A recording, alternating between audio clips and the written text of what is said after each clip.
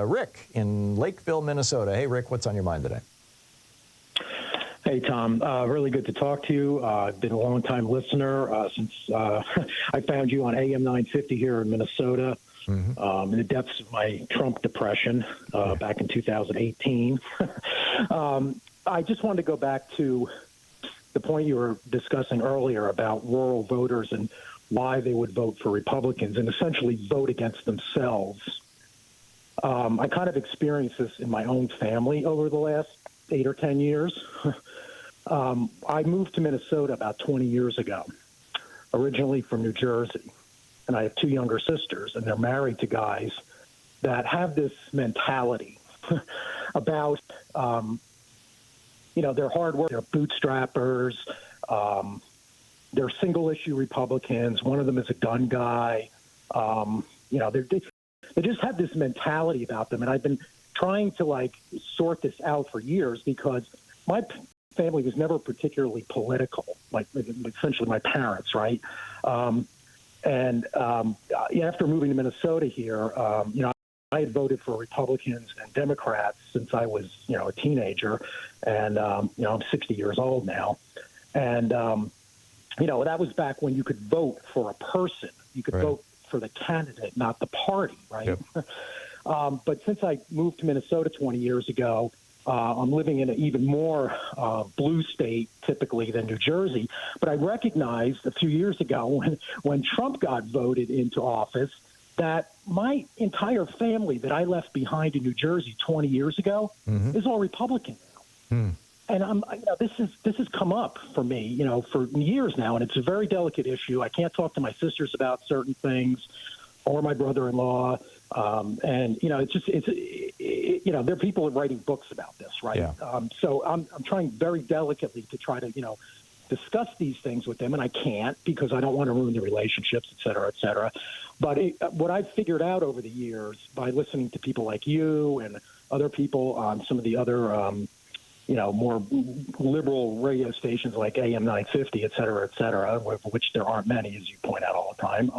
I've kind of put this picture together, and to me, it comes down to these people being 2 things. They're aspirational voters and they're single-issue voters, right? And they don't want to be connected. I think psychologically, they don't want to be connected with the people they consider to be losers, the Democratic Party. I know that sounds crazy, but I have had conversations with these guys and other people that I live with here in Minnesota, even that are. I live in a town which is primarily Republican, as far as I can tell. I've lived here for 20 years, because they think they're wealthy. And they think if they have a job and they make, $100,000 or $200,000 a year, they're wealthy people. They identify with the Republican, kind of aristocracy, I guess. They identify with the wealth, and they don't want to be called losers. And when you vote for a Democrat and you talk about being a Democrat and you talk about what they call entitlement programs, et cetera, then they feel like they could be perceived as being, lumped in together with all these people that are beneath them all the time.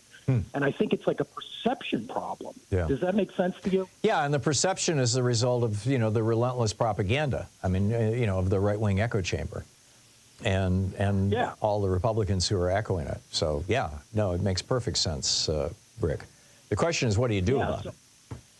Oh, exactly. This is what, and you've been pointing out these books that are coming out about this kind of thing. And, I know there's people that call into the show all the time that say, there's that one guy that calls in all the time. He says, I have this beer barbecue thing with Republicans. Yeah, Tom and Mossy, whatever it is, in Georgia. Oh, my God. Or Florida. I would love to be able to do that, but I don't even know where to begin. And I'll tell you anecdotally, Go ahead. Yeah, there's a cautionary tale here, too. Tom invited his neighbors over for barbecue and beer to discuss politics from a progressive point of view. And, they started vandalizing his house. One of them burned down his barn last week. It's like that. That's a cautionary tale, Rick. Right, I know, and it's a difficult thing to do, but I don't understand for the life of me why anybody in this country that works a job for somebody else would vote for Republicans. Yeah, no, they're the party of the CEO class.